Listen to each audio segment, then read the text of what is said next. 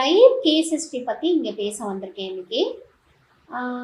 ஒரு கிட்டத்தட்ட ஒரு ஒரு ஒரு வருஷம் முன்னாடி புதிதாக திருமணமாகி, அவங்களுக்கு திருமணமாகி ஒரு 1.5 வருஷம் தாங்க ஆணுச்சு. பட் அவங்களுக்குள்ள எந்த புரிதலுமே இல்லை. வந்தாங்க, ஏதோ கவுன்சிலிங் வரணுமே அப்படிங்கிறதுக்காக உள்ள வருது.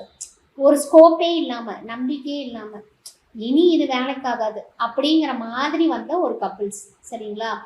அவங்களோட முக்கியமான வாதம் என்ன அப்படின்னு பார்த்தீங்கன்னா, கணவர் அவங்களுக்கு எல்லாமே பண்றாரு அப்படிங்கிறது அவரோட. நான் எல்லாம் பண்ணிடுறேன் மேடம், ஆனா இவ எதுக்குமே அசர மாட்றா, அவளை என்னால திருப்திப்படுத்தவே முடியல. இது கணவரோட வாதம்.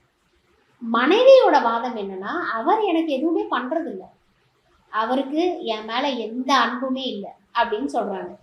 அப்ப இந்த இடத்துல கணவர் சொல்றாரு, மேடம் போன வாரம் தான் அவளோட பிறந்த நாள் வந்தது, நான் 2 புடவை அவளுக்கு எடுத்து கொடுத்தேன், பட்டு புடவை. ஒரு புடவையோட விலை 18,000 ரூபாய், ஒரு புடவையோட விலை 24,000 ரூபாய். ரைட்டா? இது நான் எப்படி மேம் அக்கறை இல்லைன்னு என்னை அவள் சொல்லுவா? அவளுக்கு கொஞ்சம் கூட சந்தோஷமா இல்லை மேடம். இத்தனைக்கும் அன்னைக்கு சாயந்தரம் என் பசங்க எல்லாரையும், என் பசங்கன்னா ஆஃபீஸில் வேலை பார்க்குற பசங்க, என் பசங்க எல்லாரையும் வச்சு அவங்களுக்கு சர்ப்ரைஸாக ஒரு பர்த்டே பார்ட்டிலாம் கொடுத்தோம், கேக்கெல்லாம் வெட்டினாங்க. இதுக்கு மேலே நான் என்ன மேடம் பண்ணுறது அப்படின்னு இவர் கேட்குறாரு. ரைட்டா? மனைவி என்ன சொல்கிறாங்கன்னா, அதில் வேற கணவரோட ஒரு கம்ப்ளைண்ட், அந்த 2 புடவை அப்படியே போட்டுட்டா மேடம், அதை எடுத்து கூட பார்க்கல. இது கணவரோடது. ரைட்டா? இது கணவர் தரப்பு. மனைவி என்ன சொல்கிறாங்க, மேடம் நானும் ஒரு குத்துக்கல் மாதிரி காலையில் எந்திரிச்சேன், குளித்தேன், வீட்டு வேலை பார்த்தேன், சமைச்சேன், சாமி கும்பிட்டேன், இது பண்ணேன், அது பண்ணேன், எல்லாம் பண்ணேன். இப்படி கூப்பிட்டு என்னைய கட்டி பிடிச்சி ஒரு முத்தம் கொடுத்து ஹாப்பி பர்த்டேன்னு ஒரு வார்த்தை கூட அவர் சொல்லலை. பிறந்த நாள் நல்வாழ்த்துக்கள்னு என்னை வாழ்த்து சொல்லலை மேடம். இவருக்கு எப்படி என் மேலே அன்பு இருக்குன்னு நான் சொல்ல முடியும்? என் வீட்டில் 4 பேர் வேலை செய்கிறாங்க, அவங்களுக்கு கூட தான் நாங்கள் புடவை எடுத்து கொடுக்குறோம். ஏதாவது ஒரு நல்ல விஷயம், நல்ல நாள் அப்படின்னா அப்போ எனக்கு புடவை எடுத்து கொடுக்குறாரு அவர். அப்போ நானும் அவங்களும் ஒன்றா? அவங்களெல்லாம் போய் கட்டி பிடிச்சி முத்தம் கொடுத்து இவர் பிறந்த நாள் வாழ்த்து, பொங்கல் வாழ்த்தெல்லாம் சொல்லுவாரா அப்படின்னு இவங்க கேட்குறாங்க. இப்போ நல்லா யோசிச்சு பாருங்க, இந்த 2 பேரில் யாரை நம்ம தப்புன்னு சொல்லுவோம்? அதாவது தனித்தனியாக பார்க்கும்போது எல்லாருமே, இந்த கணவன் மனைவின்னு இல்லைங்க, ஆஸ் இண்டிவிஜுவல்ஸ் நம்ம எல்லாருமே நல்லவங்க தான். நீங்கள் யாரையுமே தப்பு சரின்னு சொல்லவே முடியாது. பட் ஒருத்தருக்கு மீறி இன்னொருத்தர் உள்ளே வந்துட்டாங்க, 2 பேர் வந்துட்டாங்க, 3 பேர், 4 பேர், குடும்பம், ஒரு சொசைட்டி, ஒரு கம்யூனிட்டி. அங்கே there will be lots and lots of indifferences, difference of opinion. என் கருத்து வேற, உன் கருத்து வேற, நான் இப்படி தான், நான் இப்படி தான். இப்போ இதுக்குள்ளே எப்படி நம்ம அட்ஜஸ்ட் பண்ணி இருக்க போகிறோம்? அப்போ அந்த கப்பிள்ஸுக்கு நம்ம என்ன பண்ணோம்னா, இங்கே பாருங்கம்மா, அவரோட அன்போட வெளிப்பாடு இந்த மாதிரி, அதாவது அவரோட லவ் லாங்குவேஜ் இது, அவரோட அன்பின் மொழி இது. உன்னோட அன்பின் மொழி என்னது? நீ வார்த்தைக்காக ஏங்குற, நீ ஒரு ஒரு ஒரு ஃபிசிக்கல் டச்சுக்காக ஏங்குற. அப்போ ஓ அன்போட மொழி என்னது? டச்சும் வேர்டும். 2 பேரும் அவங்கவுங்க மொழியை முதல்ல படிங்க, புரிஞ்சுக்கோங்க. இப்போ தாய்மொழி தமிழாக இருக்க என்கிட்ட ஒரு சைனீஸ் பேசுனா எனக்கு என்ன புரியும்னு நினைக்கிறீங்க? அவர் என்னை பார்த்து ஐ லவ் யூன்னு சைனீஸில் சொன்னால் கூட அவர் என்னை பார்த்து ஏதோ திட்டுறாருன்னு நான் நினைப்பேன். கரெக்டு தானே? இப்போ அதே தான் தமிழில் நான் அவர்கிட்ட போய் எனக்கு உங்களை ரொம்ப பிடிக்கும் அப்படி சொன்னால் அவருக்கும் அதே நிலைமை தான், அவருக்கு புரியாது. அப்போ ஒருத்தரோட லவ் லாங்குவேஜை ஒருத்தர் புரிஞ்சுக்கிறது. அடுத்த முக்கியமான பாயிண்ட்டு சூழல். நம்ம எல்லாருமே நம்மளோட சூழலின் குழந்தைகள் அப்படின்னு சொல்கிறாங்க.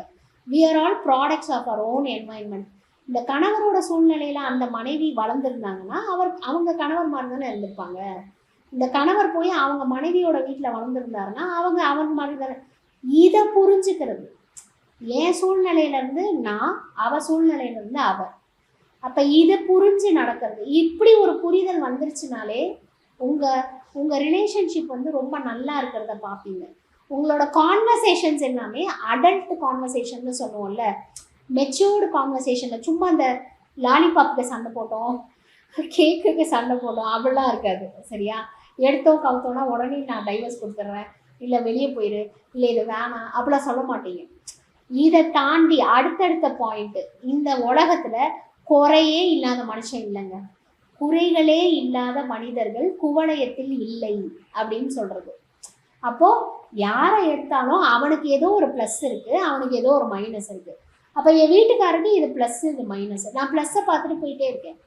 என் மனைவி கிட்ட இது ப்ளஸ் இது மைனஸ், அவகிட்ட நான் ப்ளஸ்ஸை பார்த்துட்டே போயிட்டே இருக்கேன். இப்படி அப்போ இந்த மாதிரியான ஒரு வேலிடேஷன், அவங்களோட மன உணர்வுகளை எப்படி மதிக்கிறது, இன்னைக்கு காலகட்டத்தில் அந்த வேலிடேஷனே இல்லை. என் மனைவியோட உணர்வுக்கு நான் மதிப்பு கொடுக்கறதே இல்லை. அதாவது ஒரு தடவை தப்பு பண்ணலாம், ஒரு தடவை அவருக்கு தெரியல, அந்த கணவருக்கு இது நாள் வரைக்கும் தெரியல, காஸ்ட்லியாக சேலை எடுத்து கொடுக்கறது, கேக் வெட்டுறது, இதுதான் அவங்க மனைவிக்கு பிடிக்கும்னு அவர் நினச்சிட்டு இருக்காரு. இப்போ தெரிஞ்சு போச்சு இல்லை, அவங்களுக்கு எது வேணும்னு தெரிஞ்சு போச்சு இல்லை. தெரிஞ்சதுக்கு அப்புறம் கூட நீங்கள் அதை செய்யாமல் உங்கள் வேலையை தான் செய்வீங்க அப்படின்னா அங்கே அடிபடுவீங்க. அங்கே உங்கள் உணர்வு நிலை, நீங்கள் உங்கள் மனைவியோட உணர்வை புரிஞ்சிக்காம நடக்கிறது, not validating your wife's emotions or your husband's emotion. அது என்ன பார்ட்னர் யாராக இருந்தாலும் அவங்களோட உணர்வு நிலையை வேலிடேட் பண்ணுங்க, வேலிடேட் பண்ணாமல் இருக்காதீங்க இப்படின்னு சொல்லி புரிய வைக்கிறது. இப்படி தான் இந்த கவுன்சிலிங் நடந்துச்சு. இன்னைக்கு 1 வருஷம் கழிச்சு பார்த்தீங்கன்னா அவங்க ஒரு நல்ல புரிதலில் இருக்காங்க. ஈவன் வந்து அவங்களுக்கு இப்போ குழந்தை கூட பிறக்க போகுது, ப்ரெக்னெண்ட்டாக இருக்காங்க. இப்போ அவங்களுக்கு புரியுது ரியாலிட்டி என்ன அப்படிங்கிறத புரிஞ்சு ஒருத்தர் புரிஞ்சு நடக்கிறதுனால வந்து they are good, they are doing good. இப்படி தான் வந்து இந்த கேஸை வந்து நம்ம ஹேண்டில் பண்ணணும். இப்படி தான் இந்த உறவு நிலை உளவியல் வந்து வேலை செய்யும். உள்ளே போய் புரிய வைக்கிறது, அவன் சைடை கொஞ்சம் பாரு, இவங்க சைடு கொஞ்சம் பாரு, இப்படின்னு சொல்கிறது தான் இந்த உறவு நிலை உளவியல். நம்ம பார்க்க மாட்டோம், நடுவில் ஒரு ஆள் இருந்து இதை பாருங்களேன்னு இந்த சிக்னல் காட்டுவாங்கல்ல, க்ரீன் போட்டுருச்சு போங்க, ரெட்டு போட்டுருச்சு நிறுத்துங்க, இப்படி சொல்கிறதுக்கு இங்கே யாராவது ஒரு ஆள் தேவைப்படுது. அன்றைக்கி எல்லாரும் இருந்தாங்க, இன்றைக்கி கூட்டு குடும்பமாக யாரும் இல்லை. அன்றைக்கி அவங்க குடும்பத்திலே அதெல்லாம் நடந்துருச்சு. ஒரு பெரியவங்க இருந்தாங்க, அண்ணன் தம்பி சித்தப்பா பெரியப்பா, யார் ஒருத்தர்கிட்டயாவது போய் பேசிடுவோம். அப்படி சூழல் இன்னைக்கு யாருக்குமே இல்லை, எல்லாரும் தனியாக தானே இருக்கும். அப்போ அங்கே தான் எங்கள் ரோல் வருது, இங்கே தான் கவுன்சிலிங் அப்படிங்கிறது வருது. இங்கே தான் உறவு நிலை உளவியல் மட்டும் இல்லை, உறவு நிலையில் உளவியல் வருது.